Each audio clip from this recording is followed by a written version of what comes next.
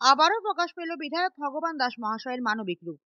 কুমারঘাট বিদ্যাসাগর পঞ্চায়েতের সায়দাবাড়ি এলাকার বাসিন্দা বিশ্বজিৎ সরকার দীর্ঘদিন যাবৎ শারীরিক অসুস্থতায় ভুগছিলেন। গত কিছুদিন ধরে তিনি আগরতলায় চিকিৎসাধীন ছিলেন। কিন্তু দুঃখজনকভাবে গতকাল শনিবার 11ই অক্টোবর 2025 তিনি আগরতলায় শেষ নিঃশ্বাস ত্যাগ করেন। তার মরদেহ কুমারঘাটে নিয়ে আসার মতো আর্থিক সামর্থ্য পরিবারটি ছিল না। সেই কঠিন মুহূর্তে বিশ্বজিৎ সরকারের ছেলে দেবার্গ সরকার বিধায়ক ভগবান দাস মহাশয়ের ফোন নম্বর সংগ্রহ করে পুরো ঘটনাটি তাকে জানান। ঘটনা ঘটার পর বিধায়ক ভগবান দাস মহাশয় এক মুহূর্ত দেরি না করে মানবিক উদ্যোগ নেন। তিনি আগরতলা থেকে নিজ দায়িত্বে গাড়ির ব্যবস্থা করে দেন যাতে মরদেহ কুমারঘাটে নিয়ে আসা যায়। শুধু তাই নয়, তিনি ব্যক্তিগতভাবে পরিবারের পাশে দাঁড়িয়ে প্রয়োজনীয় সহায়তা প্রদান করেন।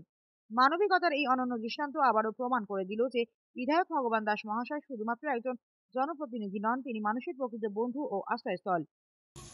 যে কাজে উপনীত সেখানে আমরা অত্যন্ত মর্মাহত এবং শোকাহত। আমাদের বিদ্যাসাগর গ্রাম পঞ্চায়েতের 1 নম্বর ওয়ার্ডের বাসিন্দা বিশ্বজিৎ সরকার তার অসুস্থতার কারণবশত জীবিত নেওয়া হয়েছে। এর আগেও বহুবার চিকিৎসা নিগ্রিম টিগ্রিম করা হয়েছে। নেহাত গরিব, নিতান্ত গরিব, দর্জি ছিলেন উনি।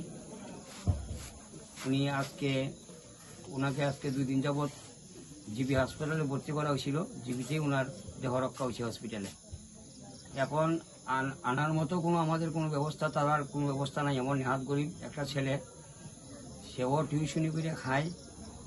এখন আমরা গভর্নমেন্ট আমরা ভগবানদার তরফ থেকে আমরা ওই গাড়ি ভাড়াটা এবং আরও অন্যান্য কিছু সামগ্রী আমাদের সাহায্য পাইছি। এখন ইয়া পড়ছে, আমরা ভগবান দায় 5,001 টাকা দিয়ে দিচ্ছেন গাড়ি বাবদ।